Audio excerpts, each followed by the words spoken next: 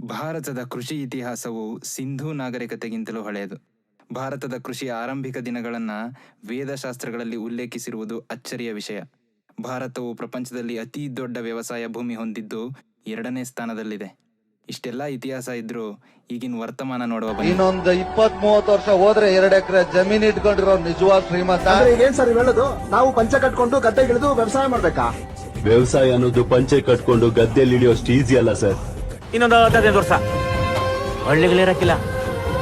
ಮಣ್ಣು ಮರ ಆಯ್ತು, ಕಲ್ಲು ಮರ ಆಯ್ತು. ಈ ಮರ ಗಿಡ ಯಾವತ್ತೋ ಮರ ಆಯ್ತು. ಯಾಕೆ? ಸಿಟಿಗೋಸ್ಕರ. ರೈತ ರೈತ ರೈತ ಬಡ್ಡಿನ ಕೊಟ್ಟಿಲ್ವಲ್ಲ. 2 ದಿನ ಲೇಟ್ ಆಗದೆ. ಈ ಬೆಳೆ ಕೂದ್ಬಿಟ್ಟು ಕೊಡ್ತೀನಿ ಅಣ್ಣ. ಇನ್ನು 2 ದಿನದಲ್ಲಿ ಕೊಡ್ಲಿಲ್ಲ ಅಂದ್ರೆ ಫಸಲು ಕೊಯ್ಕೊಯ್ತೀನಿ ಅಷ್ಟೇ. ನೀವು ನಾವು ಕರೆದ ಬರ್ಬೇಕು, ಆದ್ರೆ ನಾವು ಬರಲ್ಲ. ನೀವು ಕರೆದ ನಾ ಬರಲ್ಲ. ಈಗ ಎಸ್ಸಿ ಫೋನ್ ಮಾಡಿದ್ರು ನಾ ತೆಗಿಯಲ್ಲ.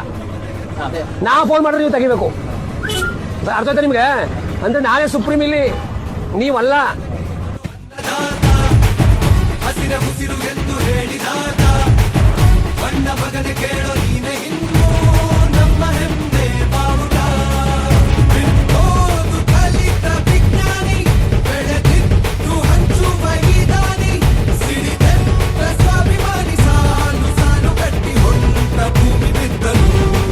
ನಿಮ್ಮ ಸಕಲ ನೋಡಿ ಕೆಂಪ 50, 60, 70, 80, 90, 100, 110, 40, 50, 55, 65, 70, 85, 95,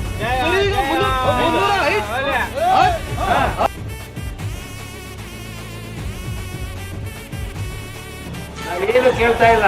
ನಾವು ನೀರು ಬಿಡಲ್ಲ ಅಂತ ಹೇಳ್ತಿಲ್ಲ. ನೀರು ಬಿಡ್ತೀವಿ. ನಮ್ಮ ಹತ್ರ 100 ರೂಪಾಯಿ ಇದ್ದಾಗ 50 ರೂಪಾಯಿ ಕೇಳಿ. 1 ರೂಪಾಯಿ ಇದ್ದಾಗ ಯಾಕಪ್ಪ 50 ರೂಪಾಯಿ ಕೇಳ್ತೀರಾ?